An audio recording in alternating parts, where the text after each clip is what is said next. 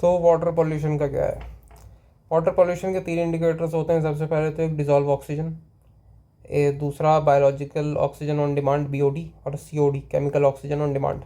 Dissolve oxygen क्या होता है? Free oxygen in water. अगर 8 मिलीग्राम पर लीटर से कम है तो कंटेमिनेशन है, और 4 मिलीग्राम पर लीटर से कम ऑक्सीजन है तो पॉल्यूशन है, सीवियर पॉल्यूशन है। बायोलॉजिकल ऑक्सीजन डिमांड क्या है? Amount of oxygen bacteria consumes for decomposing an organic matter.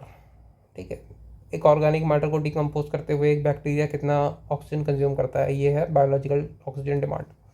Chemical oxygen demand क्या है? Oxygen required to oxidize both organic and inorganic compounds. साफ सीधी सी बात है। 2 सोर्सेज हैं वाटर पोल्यूशन के, एक पॉइंट सोर्स, एक non point source.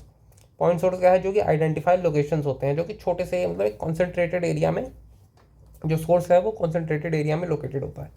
Non point source क्या है? जो कि काफ़ी वाइड स्प्रेड एरिया में होता है, जिसे क्या बोलते हैं, पिन पॉइंट करना काफ़ी मुश्किल होता है। पॉइंट सोर्स का क्या है? Sources industrial discharge, pipeline, farm house, मतलब पाइपलाइंस, फार्म्स हो गया, मतलब तेर मतलब एक एरिया आइडेंटिफाइड है कि यहीं से निकल रहा है, यही सोर्स है, तो इसके लिए कुछ करेंगे, मतलब मेजर्स लेंगे तो पॉल्यूशन कम हो जाएगा। लेकिन नॉन पॉइंट सोर्स की क्या दिक्कत है? Agricultural run of, water carrying pesticides. ठीक है, मतलब क्या है कि जैसे पानी बह रहा है उसमें पेस्टिसाइड बह रहा है तो आसपास की सारी जगह को कंटेमिनेट करता हुआ चलेगा। आप कहाँ आप मेजर लोगे? ठीक है, तो ये होता है non point source. Difficult to monitor होता है non point source. Point source easier तो होता है, मॉनिटर करने के लिए ईजी होता है। फिर एक मिहिर शाह कमेटी थी जिसने कि NWC यानी नेशनल वाटर कमीशन को क्रिएट किया था। तो मिहिर शाह कमेटी इस नाम से इम्पॉर्टेंट है। CGWB central ground water board, ठीक है, और CWC सेंट्रल वाटर कमीशन, जो कि 1945 में इस्टेब्लिश किया गया था। इन दोनों को मर्ज करके NWC बना दी गई, यानी नेशनल वाटर कमेटी। अब थोड़े पॉलिसीज़ पढ़ लेते हैं। तो नमामि गंगे 2014 में लॉन्च हुआ था, गंगा को क्लीन करने के लिए, अंडर मिनिस्ट्री ऑफ जल शक्ति। इसी के अंडर NMCG आता है, national mission for clean Ganga. ठीक है, ये इंपॉर्टेंट क्यों है? क्योंकि 2014 में, 14 में नहीं, हाँ मतलब 2021 तक इसको वो किया गया था, 22,000 करोड़ का बजट दिया था, लेकिन अब इसे एक्सटेंड करके मार्च 2026 तक कर दिया गया है with additional budget of 22,500 crore, यानी टोटल बजट हो गया 44,500 करोड़। और इम्पॉर्टेंट इसलिए है क्योंकि इसी साल का है, तो करंट अफेयर में आ सकता है। नमामि गंगे प्रोग्राम 2014 में लॉन्च हुआ था, 2026 तक एक्सटेंड हो गया है। पहले 22,000 करोड़ का था, फिर दोबारा 22,500 करोड़ और ऐड किए गए हैं इसमें। ठीक है, फिर जल जीवन मिशन, ये भी इंपॉर्टेंट है क्योंकि इसमें भी 2026 आ रहा है। जल जीवन मिशन 2019 में लॉन्च हुआ था, टैप वाटर कनेक्शंस के लिए था ये रूरल हाउस होल्ड्स में। As of 2026 81% rural households को टैप वाटर कनेक्शन मिल चुका है। जल शक्ति अभियान 2019 में लॉन्च हुआ था। ये क्या था? रेन वाटर हार्वेस्टिंग के लिए और रिनोवेशन ऑफ वाटर बॉडीज़ के लिए। ठीक, गंगा एक्शन प्लान 1985 में लॉन्च हुआ था, 2002 में बंद हो गया था। ये रेयरली कभी पूछ सकता है, इसलिए याद रखने के लिए।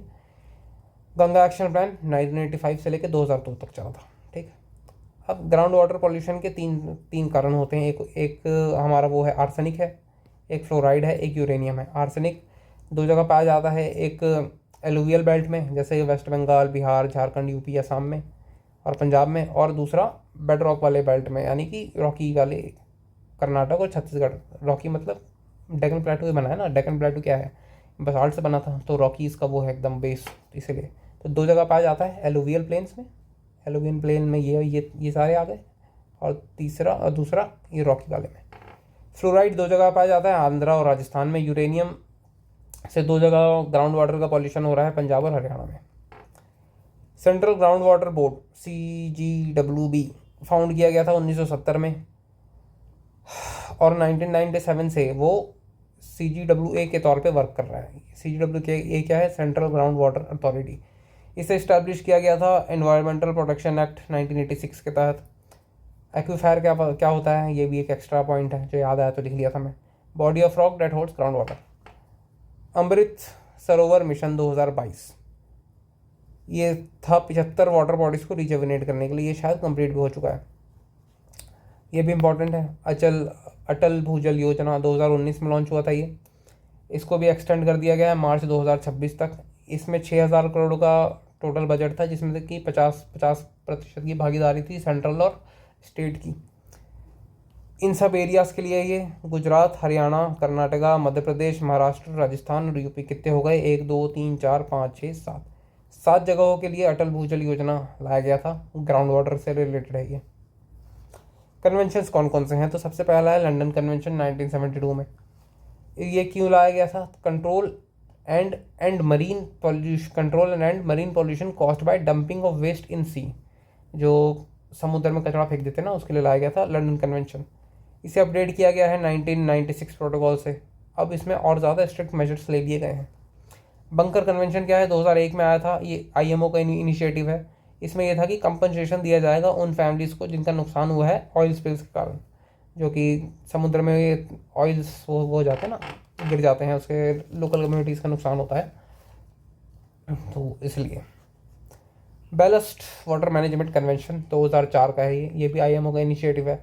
इसमें क्या था, prevent spread of harmful invasion species that get transported from one place to another through ship ballast water.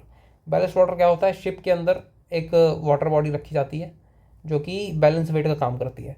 अब ज़्यादा जब ज़रूरत नहीं होती तो वाटर को बाहर फेंक देते हैं, लेकिन उससे क्या होता है, इन्वेसिव एलियन स्पीसीज जो होती है वो एक जगह से दूसरी जगह ट्रांसफ़र हो जाती हैं, इसलिए बैलेस्ट वाटर कन्वेंशन लाया गया था। रामसर कन्वेंशन पढ़ चुके हैं, वेटलैंड से रिलेटेड है। मीनामाटा कन्वेंशन 2013 में लाया गया था, मरकरी पॉल्यूशन से रिलेटेड है। हांगकांग कन्वेंशन 2009 में लाया गया था, ये शिप के रिसाइकलिंग से कंसर्न है। ये क्या करता है, addresses hazardous substances like heavy metals and asbestos that contaminate water during scrapping process. तो एस्बेस्टोस क्या होता है, एस्बेस्टोस का यूज़ किया जाता है शिप बिल्डिंग में, ताकि फायर प्रूफिंग के लिए, इंसुलेशन के लिए एस्बेस्टोस का यूज़ किया जाता है। तो जब शिप को स्क्रैप करते हैं तो वो जो गंदगी जाती है पानी में, उसके कारण नुकसान होता है। ठीक है, तो इतना ही था भाई वाटर पोल्यूशन।